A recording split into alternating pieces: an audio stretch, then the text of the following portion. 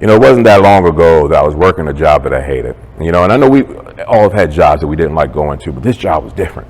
Like every morning, it was the same routine. I would get to work 5 minutes before it was time to clock in. I would sit in the car and ask myself the same, questions like, what else could I be doing with my day rather than going in here for 8 hours? So it was the same routine. I would get out the car, I would walk in, and it was on the third floor. My office was on the third floor, so I would always walk up the steps, and there was this balcony over top that you could look down on. And every morning, I would look down at that balcony and ask myself the same question: if I jumped, would I die?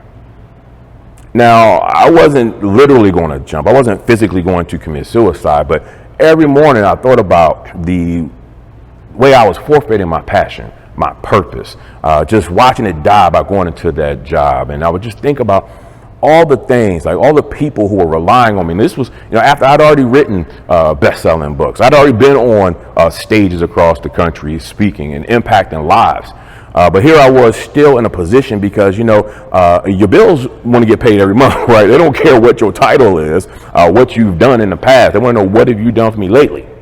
So, bills got to get paid. You got to do what you have to do. And there I was. And it was just a matter of every day going in there, knowing there was something more in life for me, but also knowing that the work I was doing, just did not matter. Like, I did not matter. And it was a place that I found myself in. It's just, what do you do? What do I do in order to keep living, to keep thriving, to keep impacting lives, but to get myself out of that situation?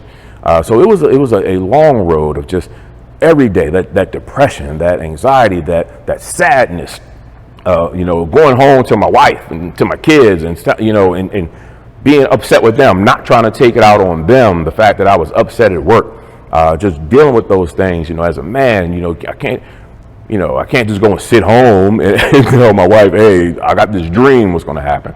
So just really going through that was, an experience that really turned into something that built me and made me even better.